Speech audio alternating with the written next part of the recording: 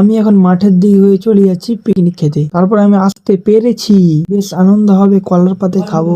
ভাত রান্না চলছে এখন, এদিকে রসুনের চোঁকাগুলো ছিলছে, এদিকে পুকুরের দৃশ্য তো অসম সুন্দর হয়ে আছে। আর আমি এদিকে পেঁয়াজ কাটতে বসে গেছি, মাংস ফ্রেশ করে ধোয়া হয়ে গেছে। এদিকে ফোড়ন পাকানো চলছে মাংসের জন্য। নাসিম আর রবিদা কোথায় যেন বেরিয়ে গেল কি কাজে। রসুন পাকানো হয়ে গেছে মোটামুটি বেশ, তো মাংসটা দিয়ে দিল এদিকে। ভাত আমাদের কমপ্লিট হয়ে গেছে, বেশ মজা করে আদাটা ছিলছে। দেশি জোগাড়।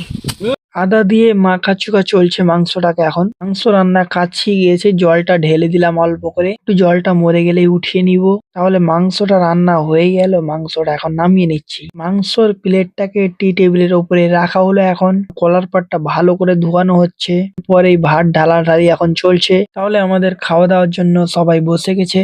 রবিদা কলার পাতে খাচ্ছে, ভাত অনেক নিয়ে নিয়েছে আর ভাত খেতে পারছে না। মাংস অবশ্য ঝাল হয়েছিল, সেই জন্য জল টল একটু খেয়ে নিলাম আমি।